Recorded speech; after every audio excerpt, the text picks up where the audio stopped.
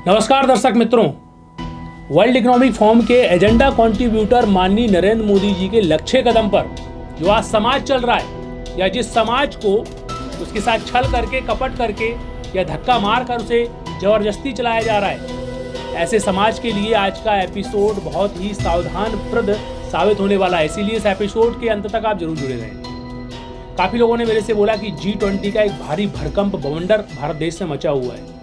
हर जगह देखो एक माइंड प्रोग्रामिंग चल रही है। आप कुछ हकीकत उसके विषय में हमको बताएं। अब आप अपने दिमाग के आईने से इस सब्जेक्ट को थोड़ा समझिए। मैं आपको एक सूत्र समझाऊंगा, जिस सूत्र के माध्यम से इस पूरी हकीकत का एक एक खुलासा आपके दिमाग में स्पष्ट तरीके से दिखने लगेगा। आज से 1000 साल पहले जो इनकी नीतियां थी, इनके जो उद्देश्य थे, उसके एक सूत्र को आप समझ लेंगे तो आज जो चल रही पूरी जो घटनाक्रम है ना, इसको आप आसानी से समझ जाएंगे। इनका लक्ष्य क्या था? विश्व नियंत्रण केंद्र सरकार, borderless country, cashless country, one religion one currency. ये पूरे विश्व को अपने हिसाब से हैंडल करते हुए कुछ लोग जो इनके राजा रहें और वो पूरे विश्व को हैंडल करें, विश्व नियंत्रण केंद्र सरकार हो, ये इनका एक उद्देश्य था। इसी उद्देश्य को लेकर ये लोग फ्रीमेसन के नाम से छल रूप रख के समाज के बीच में उभरे। फिर इनको संरक्षण ब्रिटिश से मिला। 17वीं सदी में इल्यूमिनाटी जिन्होंने स्थापित की थी, उसकी विचारधारा यही थी। फिर उसको भी रॉकस्टाइल्ड फैमिली वगैरह जो 13 रिच फैमिली है, उनका संरक्षण मिला। 18वीं सदी में ऑन पेपर काम चालू हो गया। 19वीं सदी में बहुत सारे देशों में राजाशाही ख़त्म हो गई और सरकारशाही आ गई। उसके बाद जब सरकार, इनका मुख्य एजेंडा कंट्रीब्यूटर वहाँ बैठ गया, उसके माध्यम से जो उन्होंने खेल किया, वो खेल बड़ा ज़बरदस्त था। उसको समझने की ज़रूरत है। यानी 1000 साल पहले जो इनका लक्ष्य था, उस लक्ष्य को उन्होंने कैसे फिल्टर करते करते करते करते राजाशाही को ख़त्म करके सरकारशाही लाई, और सरकार के केंद्र में इन्होंने एक ऐसा अपना एजेंडा कंट्रीब्यूटर वहाँ बैठाया जो इनका सपना साकार करेगा। और हुआ भी। धीमे धीमे उस एजेंडा कंट्रीब्यूटर के माध्यम से भारत ले लेते हैं। यहाँ की संस्कृति बहुत मजबूत है। इस संस्कृति को ख़त्म करना है ना, तो बहुत बड़े पैमाने में काम करना पड़ेगा। वैसे अंग्रेजों ने काफ़ी हद तक दमन कर दिया था। जब इनका एजेंडा कंट्रीब्यूटर सरकार के रूप में जब वहाँ बैठा, तो उस एजेंडा कंट्रीब्यूटर के माध्यम से जो उन्होंने संस्कृति का दोहन किया, गजब। इन्होंने अश्लीलता फैला दी, सीधी युवा की कमर तोड़ दी। फिर इन्होंने मॉडर्न विचारधारा में रहने वाले लोगों को प्रमोट किया। पता चला कि गाँव से उठाकर इन्होंने शहर में रख दिया लोगों को। लोग समझ ही नहीं पाए। जिनका विश्वास लोगों का ग्राम पंचायत में था, वहीं पर ही सब निर्णय सॉल्व कर लेते थे, उनका विश्वास टूटकर जिला पंचायत में आ गया, फिर जिला से राज्य पंचायत में आ गया। फिर अभी केंद्र की ओर लोग देखते हैं। केंद्र में भी लोगों को सही जजमेंट नहीं मिलता, तो अभी विश्व सरकार की ओर लोग देखना चालू कर दिए। यहाँ तक उठा के लाकर रख दिया। सोचो, इस देश में पिछले 50 सालों तक, 100 सालों तक आदिवासियों ने संघर्ष किया, फिर क्रांतिकारियों ने संघर्ष किया, वो मर गए। उसके बाद 50 साल में जो इतना बड़ा खेल हुआ कि आज आप शुद्ध ऑक्सीजन नहीं ले सकते, शुद्ध संस्कार नहीं ले सकते, आप अपने इच्छा अनुसार जीवित नहीं रह सकते। मतलब पूर्ण रूप से अपने एजेंडा कंट्रीब्यूटर एक व्यक्ति के माध्यम से इन्होंने कंट्रोल पॉलिसी में लोगों को जकड़ दिया। गोलमेज के नाम से पूरे विश्व में मीटिंग होती थी, अलग अलग जगह पर होती थी। भारत में भी हुई। यहाँ के भी जो एजेंडा कंट्रीब्यूटर लोग थे वो वहाँ पर मौजूद पाए जाते थे। फिर देखा इन्होंने कि काफ़ी लोग गोलमेज समुदाय को समझने लगे हैं, जानने लगे हैं, इसके काले कारनामों को भी जानने लगे हैं, तो उसका रूप चेंज कर दो। वैसे इन्होंने बहुत सारी उपसंस्थाएं बना के रखी थी, जो ऐसा लगता था कि ये समाज के हित के लिए ही बनाई गई है। मतलब यही लोग एक ऐसे हैं जिनको मानव हित की परिभाषा पता है, बाकी सारे लोग मात पशु की तरह जीते हैं। मतलब विदेश से ये योजना लेकर आते थे और योजनाओं में ऐसा दिखाते थे कि हम मानववादी लोग हैं, मानव हित के लिए काम करने वाले लोग हैं। भारत में तो मात्र जानवर रहते हैं, यहाँ के लोग तो वसुधैव कुटुंबकम नाम की चीज़ को जानते ही नहीं है, जो आज चल रहा है। वहाँ से सूत्र फिट किया जाता है, यहाँ पर एक टाइटल दे दिया जाता है। यहाँ की इतनी भोली भाली जनता बेचारी सोचती है कि यही लोग इंसान हैं, हम तो जानवर हैं। अब यही लोग हमको समझाएंगे कि हमारा भविष्य कैसा होना चाहिए। इसी प्रकार से जब उन्होंने देखा कि हमारा काला चेहरा उजागर हो रहा है, तो उन्होंने क्या किया, स्विट्जरलैंड में 14 जनवरी 1971 में वर्ल्ड इकोनॉमिक फोरम की स्थापना की, और उसका मेन आदमी बनाया कुलेश्वर नाम के एक व्यक्ति को, जो मात्र एक ही माला गाता है, one future, one religion, one family. World economic forum की जगह जगह मीटिंग होने लगी। बड़ी धीमी गति से काम चल रहा था, गुप्त रूप से काम चल रहा था। इसी एजेंडे पे काम चल रहा था कि उन्हें one future, one currency, one religion स्थापित करना था। बॉर्डरलेस कंट्री भी उनको स्थापित करनी है, वो आपको कुछ समय के बाद देखने को मिल जाएगी। तो हुआ क्या, सन 2013 में एक बहुत बड़ी आंधी आई। भारत देश में अचानक एक लीडर को प्रमोट किया गया और वो लीडर हिंदुत्व के नाम पर प्रमोट किया गया और उसे जल्द ही इस देश का राजा बना दिया गया। और आपने देखा होगा कि सन 2013 के बाद इस देश में बहुत परिवर्तन हुए। सीधे सीधे इस देश में जो देश के हितैषी थे, जो समाज को बहुत ही वसुधैव कुटुंबकम की तरह जोड़े हुए थे, भक्ति मार्ग में अध्यात्म की ओर समाज को ले जा रहे थे, ऐसे बड़े संत आसाराम जी बापू को सीधा डैमेज करने का काम चालू कर दिया। इन्हीं की पार्टी का एक नेता है जो खुले मंच में आकर बोलता है कि हमारी पूरी पार्टी उल्टी होके टंग जाए या विपक्ष उल्टा होके टंग जाए तो भी इस देश में लोगों को नहीं जोड़ सकते।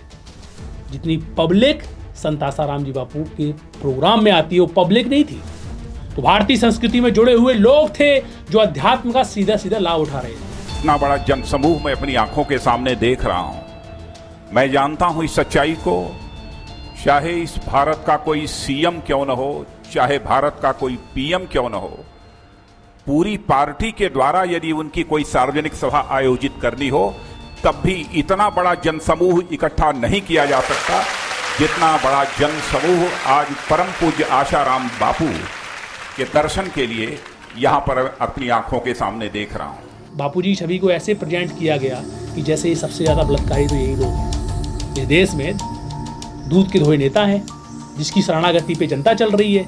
बस सबसे ज़्यादा गलत काम करने वाले तो ये संत हैं। थोड़ा तो सेंस लगाइए। इस देश में आज़ादी के बाद सबसे ज़्यादा अगर कहीं पर पब्लिसिटी थी, देश की जनता किसी से मार्गदर्शन ले रही थी तो वो संत आसाराम जी बापू थे। सन 2013 में एजेंडा कॉन्ट्रीब्यूटर नेता को बैठाया गया और सन 2013 में ही इस देश का हितैषी, समाज का हितैषी जो संत था उसको जेल में पेल दिया गया। राज क्रमबद्ध तरीके से उसकी स्टोरी गढ़ी गई कि उन्होंने नाबालिग लड़की को टच किया है, बलात्कार तो सिद्ध हो ही नहीं पा रहा है। कहाँ से करेंगे, उसके लिए मेडिकल आ जाता है ना। 11 साल से उनको अंदर रखा है। अब मैं आपको पॉइंट पे लेके आता हूँ, बैक आते हैं। कांग्रेस के समय में भी ये सब किया जा रहा था, लेकिन हुआ क्या? कांग्रेस का चेहरा खराब तो वैसे ही था क्योंकि ये लोग ईसाईयत को प्रमोट करते थे। भारत देश का एक बहुत बड़ा वर्ग है जो हिंदुत्व को महत्व रखता है। जितने संत थे, जो भारत के बड़े बड़े नेता थे, संगठन थे, वो हिंदुत्व को प्रमोट करते थे। तो सीधी भिड़ंत हो गई कांग्रेस से, तो कांग्रेस का चेहरा खराब हो गया। जो बड़े बड़े एजेंडे इनको अप्लाई करने थे वो पूरे नहीं हो पा रहे थे। तो उन्होंने देखा कि भाई कांग्रेस तो अब ठीक नहीं है, एक ऐसे व्यक्ति को बैठाओ जो काम हमारा करे, नाम हिंदुत्व का रहे, उसके पीछे हम सब कुछ बदल दें। और हुआ भी वैसा ही। जो चीज़ें कांग्रेस के समय में इन्होंने अप्लाई करने की कोशिश की थी वो चीज़ें अप्लाई नहीं हो पा रही थी। जैसे ही सन 2013 के बाद इस नेता को लाया गया, हाल क्या वो सारी चीज़ें अप्लाई हो गई। सबके आधार कार्ड बन गए, सबके पैन कार्ड बन गए, सब कंट्रोल पॉलिसी में आ गए, सब चिप लेके घूमने लगे, जानवरों के कानों में भी चिप लगा दी गई, सारे वाहन मकान वगैरह सब कंट्रोल पॉलिसी में आ गए। मतलब देश की जनता भ्रष्टाचार ना करे, देश की जनता हमको जूते ना मारे, बाकी हम भ्रष्टाचार करें, हम देश की जनता को जूते मारें और हम गलत काम करें, मगर देश की जनता गलत काम नहीं करे। आपको बड़े बड़े उद्देश्य दिए जाएंगे, भाई कंट्रोल पॉलिसी में तो आपको रहना पड़ेगा, आपको संविधान के अकॉर्डिंग अपना काम करना ही पड़ेगा। आप कैसे गाली दे सकते हैं, आप कैसे गलत काम कर सकते हैं? भाई तुम गलत काम करो, तुम सब करो, तुम भ्रष्टाचार करो 4 दीवारियों के अंदर बैठकर, लेकिन जनता को तुम कुछ मत बोलो। जनता के लिए सारे कानून हैं और जनता को कंट्रोल पॉलिसी में लाकर रख दिया। आप क्या खा रहे हो, कितना खाना है आपको, और लैट्रिन कितनी करनी है आपको, खाना कितना है, कितना कार्बन छोड़ना है आपको, कहाँ जाना है, क्या सोचना है, कौन सा धर्म आपको अपनाना है, कौन सा धर्म छोड़ना है, इन तमाम कंट्रोल पॉलिसियों में काम हो चुका है। यूरोपियन यूनियन की चीफ 8 सितंबर और 9 सितंबर की G20 की मीटिंग में दिल्ली में स्पष्ट रूप से बोलती है, अगर आप अपने शरीर में डिजिटल आईडी नहीं फिट करेंगे तो आप सोसाइटी के पार्ट नहीं बन सकते, यानी समाज के आप हिस्सा नहीं बन सकते। इस बात को कौन बोल रहा है? यूरोपियन यूनियन की चीफ बोल रही है G20 की मीटिंग में। प्रधानमंत्री भी तालियां बजा रहे हैं और स्वागत कर रहे हैं कि जरूर इस बात को अमल किया जाएगा और जितने भी इंसान हैं भारत देश में और भारत देश के बाहर, उन सबको चिप ठोकी जाएगी, सबको कंट्रोल पॉलिसी में रखा जाएगा, जिससे कि जो इनके बाप दादा हैं, जो टॉप लेवल में बैठे हैं, वो भारत के समाज को भी हैंडल कर सकें। आपके घर में क्या हो रहा है, आपके घर में क्या चल रहा है, आप कहीं बगावत तो नहीं कर रहे हैं। वैसे जब ये रॉकेट बॉडी में आपके लगा रहे थे और जो टेस्ट ले रहे थे उसमें भी बहुत सारे नैनो बोट्स इन्होंने दिमाग में डाल दिए हैं। उसमें भी ग्रेफीन लगा हुआ है, ग्रेफाइन लगा हुआ है। ये ग्रेफीन जो ब्लैक कलर का होता है, सेल्स में पड़ता है, वैसा ही उसी का एक लिक्विड फॉर्म होता है जो ग्रेफाइन जिसे बोलते हैं, वो बॉडी में इन्होंने तरल रूप में वो रॉकेट के साथ साथ डालना है इनको बॉडी में, आपकी खाने में भी उसको मिलाना है। आप देख रहे होंगे कि ब्लैक मैजिक की कुछ बोतलें आ रही हैं पीने के लिए, बोले हीरो ऐड कर रहे हैं उसके कि ये पानी पीने से जादुई असर होता है, बॉडी में नए सेल्स बनते हैं, इलेक्ट्रॉनिक आ जाते हैं वगैरह वगैरह। उसमें यही ग्रेफाइन मिला हुआ है, बॉडी में ग्रेफाइन जाएगा, वो 60 साल 40 साल तक बॉडी से निकलता ही नहीं है। फिर 5G का रेडिएशन मार मार के ये लोग उनको एक्टिव करेंगे, और एक्टिव करके आपको कब मारना है, कब जिंदा रखना है, आपकी मानसिकता का लेवल क्या करना है, आपकी विचारधारा हमारे अकॉर्डिंग चले। फिर आपको भले ही हम चाहे कचरे के डब्बे में खड़ा कर दें, आपको ऐसा ही लगना चाहिए कि भाई ये कचरे का डब्बा खराब है, वहाँ आप खड़े रहो, काम करते रहो इनके लिए, और सड़ के वहीं मर जाओ, जॉम्बी बन जाओ, और दूसरों को काट को खाकर और उनको जॉम्बी बना दो। ये तमाम चीज़ें कंट्रोल पॉलिसी के तहत। अब ग्रेफाइन डालने का मतलब क्या है, वो डाला जा रहा है। अब इसमें काफ़ी लोग तर्क करेंगे कि भाई ऐसा थोड़ा होता है, इस देश का नेता इतना हरामी थोड़ा होगा कि सबको बेच के खा जाएगा, सबको ऐसा कर देगा वैसा कर देगा। भाई यही हुआ है, आज़ादी से आप एक चैप्टर उठाकर देख लो, और आज जहाँ पर आप खड़े हो वहाँ का चैप्टर आप समझ लो। वेदर कंट्रोल कैसे करना है भाई, क्लाइमेट के जो उन्होंने जो 17 सेंसिटिव गोल बनाए हैं उसको भी तो इनको क्रियान्वित करना ही पड़ेगा। इतने देश के प्रधानमंत्री राष्ट्रपति आए हैं, तो वेदर कंट्रोल कैसे करना है। हर टेक्नोलॉजी सभी राज्यों में लगभग स्थापित की जाएगी, जिससे कि ये लोग वेदर को कंट्रोल करेंगे अपने हिसाब से, कहाँ बारिश करना है, कहाँ पर पानी बरसाना है वगैरह वगैरह। फिर इसके बाद जेनेटिकली मॉडिफाइड लैब बनाई जाएंगी, जहाँ पर इनको ऐसा दिखाएंगे कि जो लोग धरती से उपजाकर अन्न खाते हैं भाई बहुत ही कार्बन पैदा करते हैं वगैरह वगैरह, और फूड क्राइसिस आ गई है और भोजन अन्न उग नहीं पा रहा है, बहुत सारा केमिकल हो गया है, धरती पूरी जहरीली हो गई है, इसीलिए आप वो सब चीज़ छोड़ दो। आप ऐसा करो कि हम लैब में आर्टिफिशियल फसलें उगाएंगे, आर्टिफिशियल अन्न उपजाएंगे, सब्जियां उगाएंगे, वो आपको खाना है। तो जगह जगह राज्यों में, जगह हर शहर में ये लैब खोलना पड़ेगी, तो उसके लिए बजट पास होगा। जेनेटिकली मॉडिफाई इंसान कैसे पैदा होगा भाई, अगर उसकी माँ काली है तो बच्चे को गोरा करना है, फिर लंबा करना है, हाइटेड करना है, तो हाइब्रिड जैसे सब्जियों के साथ इन्होंने किया। सब्जियों में एक्सपेरिमेंट कर करके उनको अपने हिसाब से मॉडिफाई कर करके, लौकी अगर पतली होती है तो उसको इतना मोटा बना दिया, कद्दू अगर छोटा सा होता है तो उसको इतना बड़ा बना दिया। आप देखेंगे कि एप्पल इतने इतने से होते हैं, देसी एप्पल, उनको इतने बड़े बड़े बना दिए। ऐसे ही अब वही क्रिस्पर टेक्नोलॉजी ये लोग इंसान के ऊपर अप्लाई करेंगे। जब वो क्रिस्पर टेक्नोलॉजी अप्लाई करेंगे तो सब हाइब्रिड हो जाएंगे, मतलब सीधा डीएनए से छेड़खानी। डीएनए से छेड़खानी हुई तो समझ लीजिए जो आपके बाप दादाओं के जो संस्कार दिए गए हैं, आप सुबह उठकर अपनी माँ के पैर छूते हैं, पत्नी से अदब से बात करते हैं, और वो तमाम संस्कार खत्म हो जाएंगे। आपको स्त्री एक जानवर लगेगी, आप भी जानवर बन जाएंगे, फिर जानवर जैसी हरकत चालू हो जाएगी। यही सब तो उनको करवाना है। अब जैसे परिवार व्यवस्था भारत की एक सूत्र पर चलती है कि भाई ये हमारी माँ है, ये हमारी बहन है, ये हमारी आंटी है, ये हमारी पत्नी हमारी है, जब तक वो बिस्तर में है, जब तक वो पत्नी, फिर बाद में वो देवी बन जाती है। ये तमाम व्यवस्थाओं से समाज चलता है। तो एक स्त्री, उनको ये प्रॉब्लम है कि एक स्त्री एक आदमी के संपर्क में पूरा जीवन यापन कर देती। भाई ऐसा कैसे, एक स्त्री को कम से कम 1000 लोग यूज करें, ऐसा होना चाहिए। तो इसीलिए कानून बनाए जाएंगे कि हाल के हाल भाई डाइवोर्स दे दो, हाल के आई तलाक दे दो, आप उसके लिए इंतजार नहीं करना पड़ेगा। भाई पति ने गुस्सा होकर उसे अगर चॉकलेट दी टाइम पे तो वो बोल देगी फटाक से कि भाई मेरे को डिवोर्स चाहिए आपसे। पत्नी ने अगर गलती उसने की तो 2 गाली सुना दी तो फटाक से बोल देगी कि भाई मेरे को डिवोर्स चाहिए, तो भाई ठीक है तुम डिवोर्स ले लो, दूसरे से चिपक जाओ। इस प्रकार से स्त्री को पूरा चरित्रविहीन बना दिया। जब वो चरित्रविहीन बन जाएगी तो स्वाभाविक ही है उस स्त्री का कम से कम 1000, 2000, 3000 लोग इस्तेमाल करेंगे, मतलब जीते जागते वैश्या बना दिया उसे।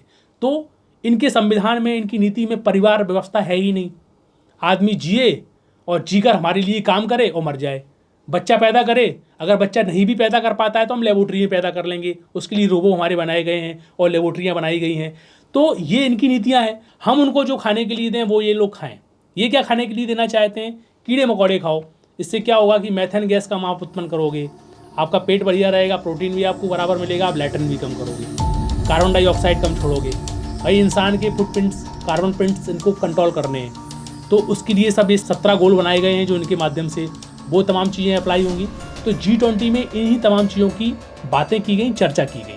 अब एक बहुत ही खास बात समझ लेते हैं कि G20 की मीटिंग में जो पूरे विश्व से इन्होंने उन देशों के प्रेसिडेंट और राष्ट्रपतियों को बुलाया, उसके साथ साथ इन्होंने संस्थाओं को बुलाया, जो ऐसी संस्थाएं जो कि सीक्रेट सोसाइटियाँ जिन्हें हैंडल करती हैं, जिन संस्थाओं का मैं विश्लेषण सूत्रभेद सीरीज में स्पष्ट रूप से कर चुका हूँ।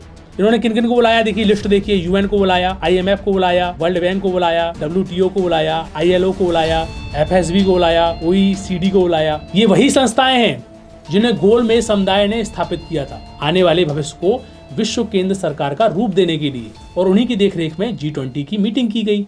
तो आप समझ सकते हैं कि ये कौन सा गुल खिलाया जा रहा है। अब मैंने आपको बोला था कि कुछ समय के लिए आप जो आपको प्रोपेगेंडा दिखाया जाता है वो चश्मे को साइड कर दीजिए, आप अपने आंखों को खोलकर दिमाग में क्लिक करके अब आप खुद सोचिए।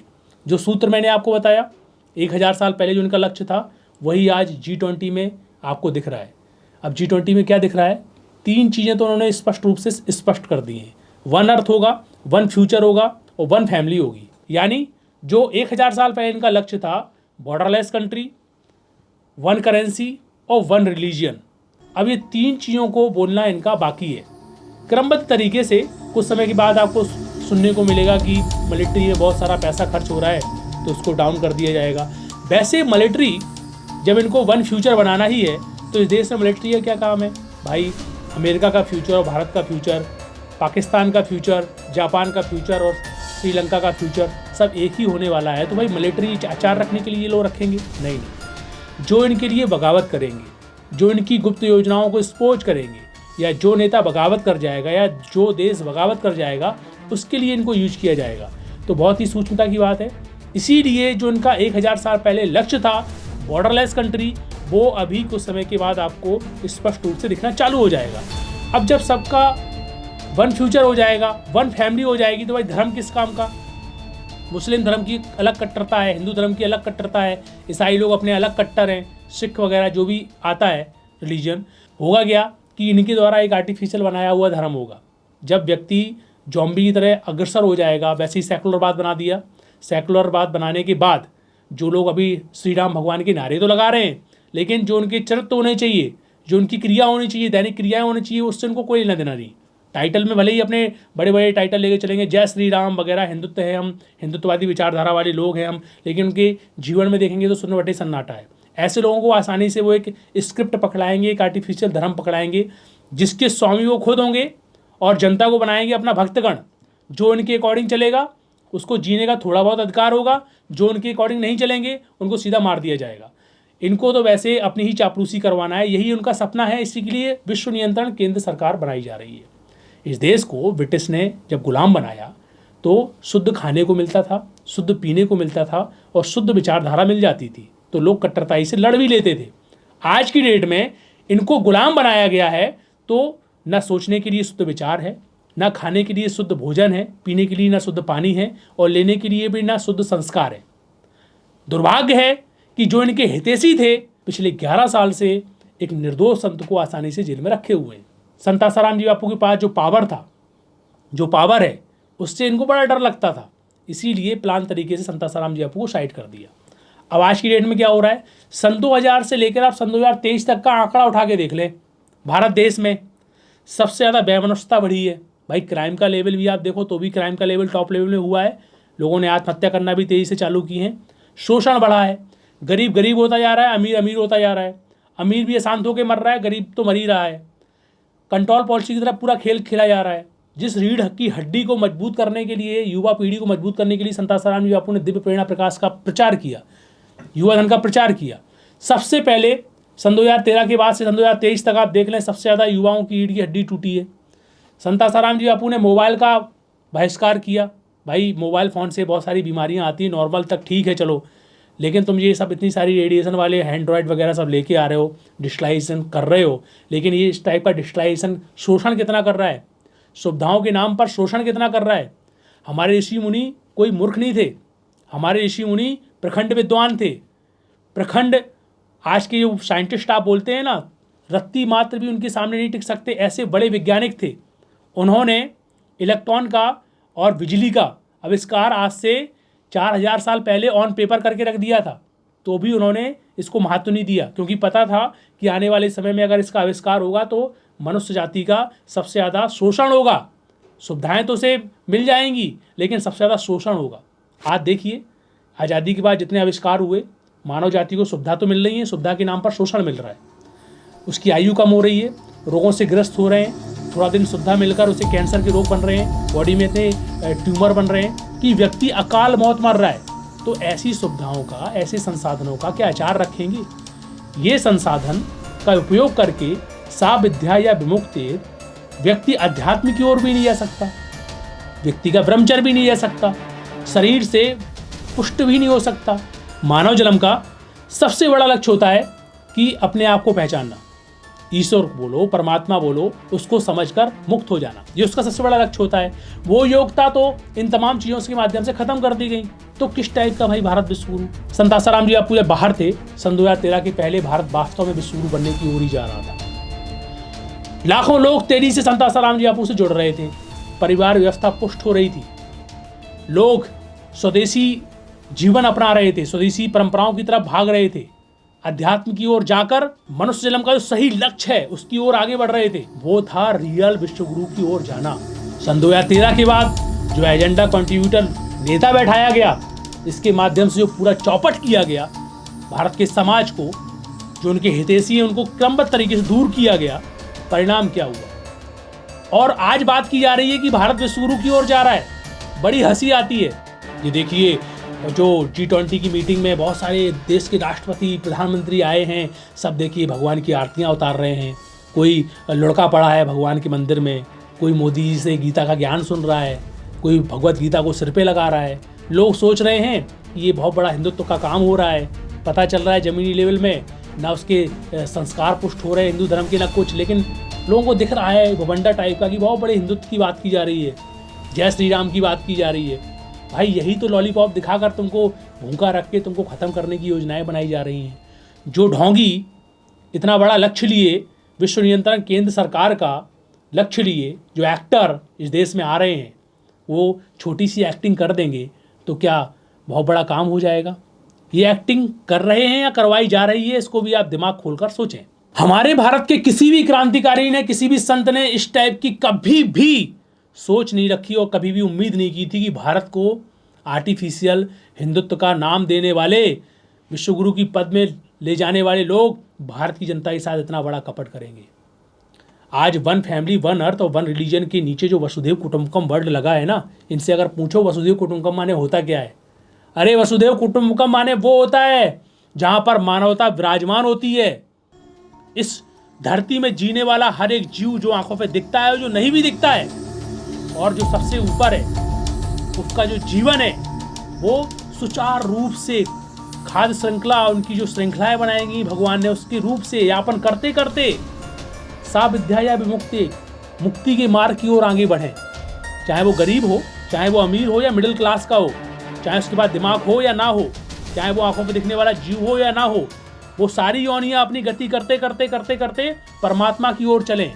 सबका जीवन यापन हो, सब सुखद तरीके से अपने आप को पहचाने, उनकी गति आगे बढ़े। उसको बोला जाता था वसुधैव कुटुंबकम। सारी नीतियों को, सारी विचारधारा को एक सूत्र में पिरोकर मानव जाति के हित के लिए ये वाक्य बोला गया, वसुधैव कुटुंबकम। ये भाई कहाँ से वसुधैव कुटुंबकम तुम्हारा हो गया? यहाँ पर जीव जंतुओं का दमन हो रहा है, संस्कारों का दमन हो रहा है, संयम का दमन हो रहा है। खाने के नाम पर तुम लोगों को जहर खिला रहे हो, कंट्रोल पॉलिसी के नाम पर तुम अधिपत्य जमा कर लोगों को अपने हिसाब से नचाना चाहते हो और टाइटल दे रहे हो वसुधैव कुटुंबकम। कितना बड़ा अन्याय हो रहा है। और इस देश का समाज, इस देश में तर्क करने वाला समाज जॉम्बी कैटेगरी में जाकर अपने दिमाग को बंद करके इनके आईने से देखता है और बोलता है कि ये तो बहुत बड़ा काम हो रहा है। इस देश के नेता तो हमारे देश को विश्वगुरु की ओर ले जाना चाहते हैं। क्या ऐसी विश्वगुरु की कल्पना किसी संत ने की है? अरे संत ने तो वो कल्पना की थी कि भारत जो मानवता का पाठ सिखाता है, मानवता का पाठ लोग यहाँ से सीखें। और यहाँ पर मानवता के पाठ के नाम पर क्या हो रहा है?